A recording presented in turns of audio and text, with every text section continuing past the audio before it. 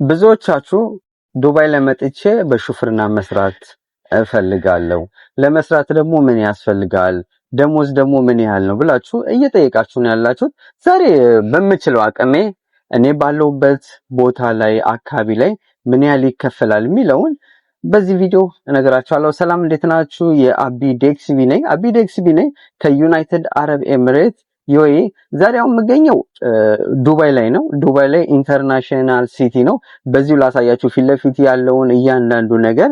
አሁን ኢንተርናሽናል ሲቲ ላይ የተለያዩ ከተሞች አሉ ወይ ህንጻዎች አሉ። ለምሳሌ ቻይና፣ ፍራንስ፣ ኢንግላንድ የሚባሉ አሉ እዚህ ሀገር ላይ እና ህንጻዎች ናቸው የምላቸው በእነሱ ስታይል የተሰሩ ህንጻዎች ናቸው እና ኢንተርናሽናል ሲቲ ይባላል ዜና እና ወደ ዋናው ነገር ሲገባላችሁ ዩኤኢ ላይ በሹፍርና ለመስራት ግዴታ የዩናይትድ አረብ ኤሚሬት መንጃ ፍቃድ ግዴታ ያስፈልጋችኋል። ዩኤኢ መንጃ ፍቃድ ከሌላችሁ እዚህ ዩናይትድ አረብ ኤሚሬት ወይ ብዙዎቻችሁ በምታውቁት ዱባይ ላይ በሹፍርና ስራ መስራት አይቻልም።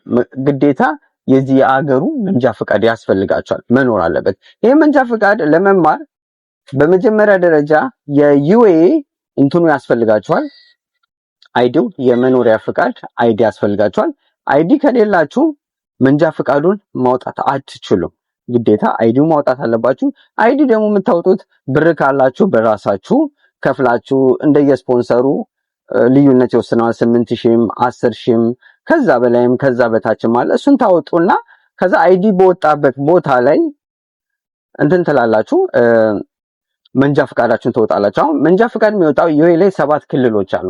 7 ክልሎች ውስጥ ሻርጃ፣ አጂማን፣ ኡሙልኩዊን፣ አቡዳቢ፣ ራስ አልከማ፣ አጂማን፣ ሻርጃ አሉ። ከነዚህ ውስጥ የእናንተ በወጣበት ቦታ ላይ ነው መንጃ ፍቃዳችሁን ማውጣት የምትችሉት ማለት ነው። መንጃ ፍቃዳችሁን ካወጣችሁ በኋላ ምን ታረጋላችሁ? የመጀመሪያ 6 ወር ውስጥ በሹፍርና እንድትሰሩ አይፈቀድም። በሹፍርና እንድትሰሩ አይፈቀድም። ምክንያቱም መንጃ ፍቃዳችሁ ለ6 ወር ያህል መነዳት የለበትም፣ መጠቀም የለባችሁ። ግዴታ ታስቀምጡታላችሁ።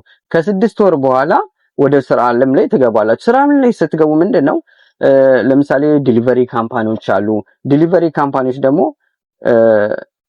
አንዳንዱ በደሞዝ ሊከፍሏችሁ ይችላል። አንዳንዱ 3500 ብር፣ 3000፣ 2000 ብርም ሊከፍሏችሁ ይችላል። እኔ መጀመሪያ ካምፓኒ ላይ ዋ ድርጅት ላይ ነው ጃሩ ላይ እዛ ስሰራ ቤዚክ የተከፈለ የመጀመሪያ 1800 ከዛ 2000 ከዛ 2250 ከዛ ከፍ እያለ ከዛ ደግሞ በዛው ደግሞ በአደረሳችሁ ትልቅ ኮሚሽን ወይ ቲፕ አለው ማለት ካምፓኒ ይሰጣችኋል ማለት ነው። እሱ ነው ዲሊቨሪ ካምፓኒዎች። ሌላ ደግሞ ኑን፣ አማዞን የሚባሉ ካምፓኒዎች አሉ። እነዛ ካምፓኒ ላይ በምትሰሩ ሰዓት ላይ በዲሊቨሪ ወይ በምታደርሱት ይወስኗል። ለምሳሌ በአንድ ዲሊቨሪ 3 ብርም ሊሰጣችሁ ይችላል፣ 4 ብርም ሊሰጣችሁ ይችላል። ከዛ በላይም ከዛ በታችም አለ። እንደየ ዲሊቨሪ ካምፓኒዎች ይለያያሉ። አማዞን፣ ኑን፣ ተላባት፣ ከሪም ብዙ ካምፓኒዎች አሉ። እንደየ ካምፓኒው ልዩነት አለው። በኖርማል ተቀጥሬ እሰራለሁ የምትሉ ከሆነ ቤዚክ ሳላሪ ኤደ ከተባለ በአሁን ሰዓት በዩናይትድ አረብ ኤሚሬት ህግ ከሆነ ከ2500 ብር ጀምሮ አለ። ከ2500 ብር ጀምሮ አሉ። እንደዚህ ላይ ግን በደንብ አሪፍ ደሞዝ የሚከፍሉ ቦታዎች አሉ።